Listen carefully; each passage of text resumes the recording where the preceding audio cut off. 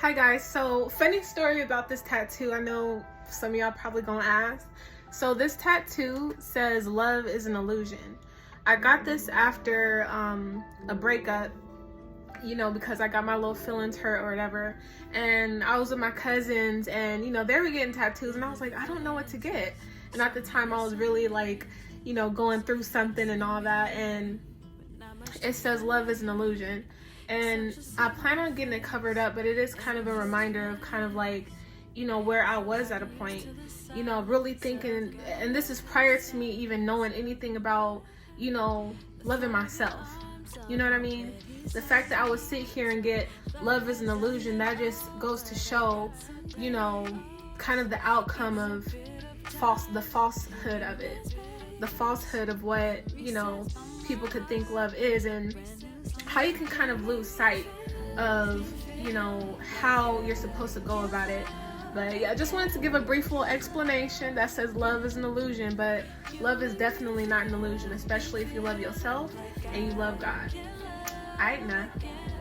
Hi everybody, it's Lisi and I'm back with another video. This video is going to be about love. And I know when a lot of you guys clicked on here, you're probably thinking about, think that it's going to be about like relationships or, how to keep the love alive or something like that. But I mean, I will throw a couple of things like that in this video, but I'm kind of going to start off in another direction. So to me, when I think of love, I always go, to the Bible and get kind of my resources on what love should actually be versus, what we kind of see on like social media or, what we saw growing up, or kind of like what we kind of created on our own, in our own mind, on what we thought or think love should be. You know what I'm saying? So that's like based off of movies, music videos, or just your imagination. You're probably one of those people that have a great imagination on what you think love should be. And you just have to take into consideration when the Bible teaches about love, that is the correct way. You know what I'm saying? And the only way to truly know what love is, you have to understand acts of love from God and Jesus, and their sacrifices to humanity. So in the world, you know what I'm saying? So today, when we're working and, dealing with people on our day-to-day, we form feelings and things like that from these people. And when it comes to love, it's something that's very important, to make sure that we understand what it is, so we don't confuse it with, lust or, kind of like self-gratification, you know what I mean? And that, can roll over into, your job, you know what I'm saying? Make sure that what you're doing, especially if you're young and you're kind of, trying to figure things out, I highly recommend that you kind of really take, and it all comes with maturity and just time when you actually come to that realization on what you actually want to do. Because at least for me, after high school, I was like, I have no idea, you know what I'm saying? And it kind of went onto a path that wasn't kind of like my passion.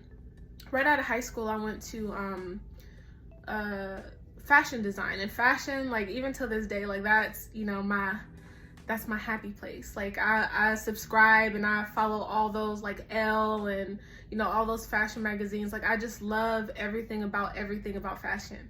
So right after high school, I went to fashion design, and I kind of got a rude awakening because at the time I was a virgin. And I went to this community college, and one of the art courses, we had to draw like nude models, and I like was completely flabbergasted that I'm sitting here looking at a whole human body. And it's different from like, in 5th grade where they're showing you like the testicles, and the book where they're showing like the anatomy and all this stuff. I had a whole live man on his back, butt naked.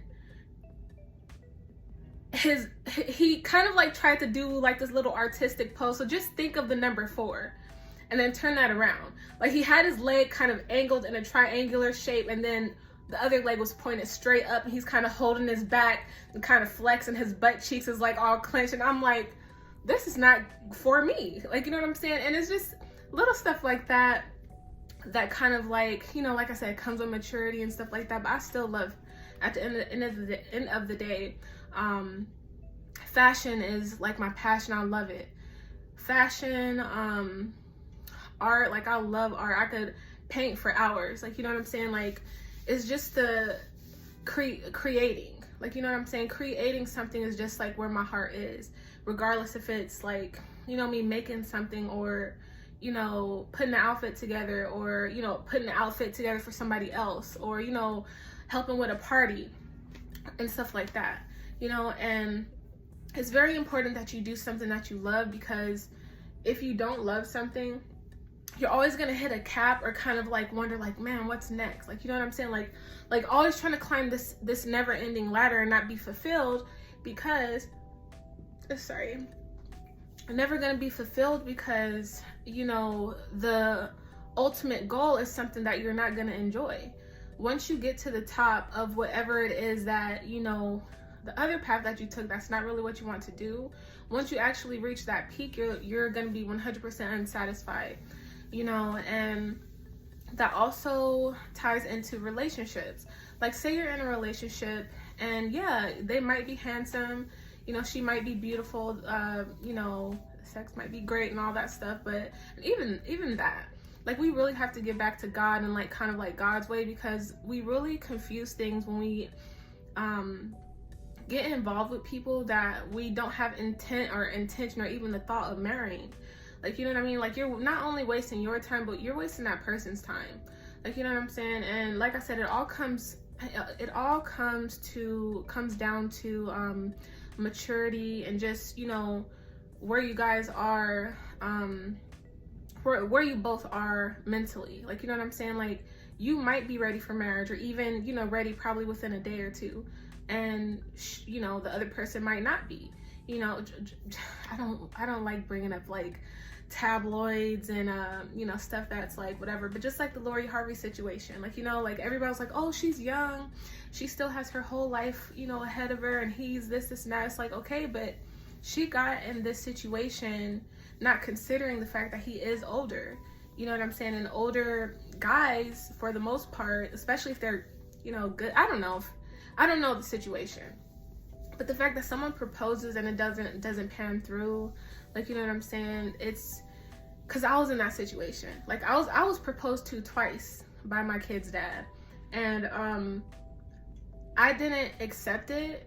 I did accept the proposal and was like, okay, yeah, let's work through this. But in the back of my mind, I knew that marriage wasn't nowhere near close, because we were still dealing with, you know, social media, and like, you know, me finding things, like, you know what I'm saying? Like, not cheating and on social media, trying to be funny and, you know, entertaining people, texting, still going out, you know what I'm saying?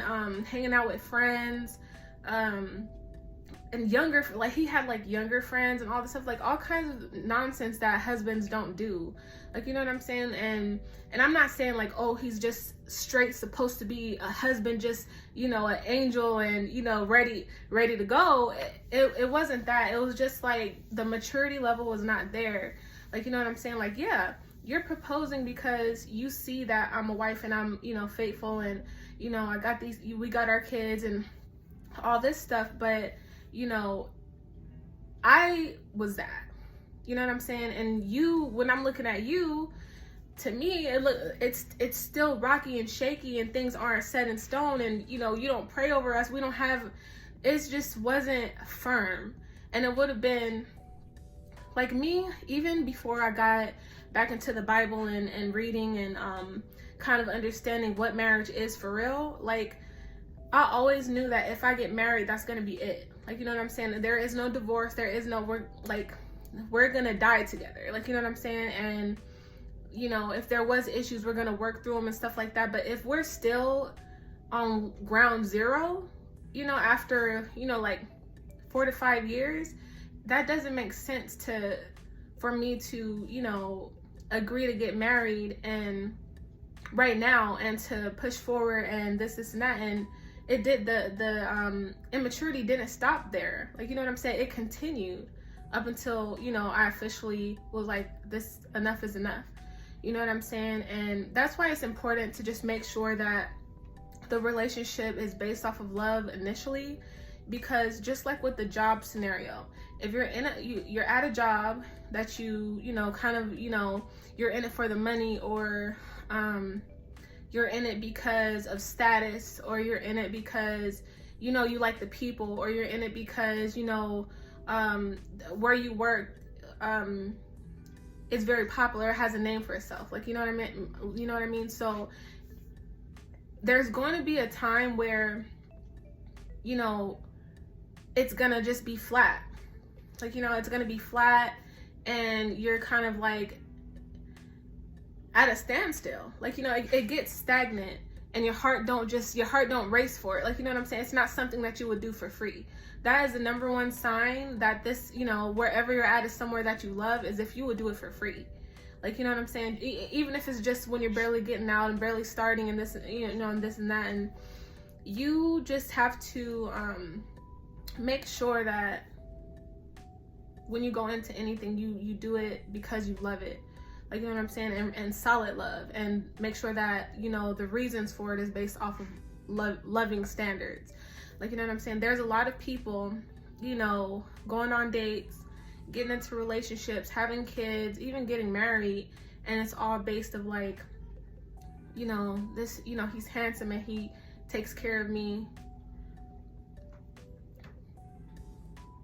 He's handsome and he takes care of me financially. Like, you know what I'm saying? But, you know, there's these times where he go on these business trips, and, you know, I have to swallow the bullet and not ask questions because I'm comfortable.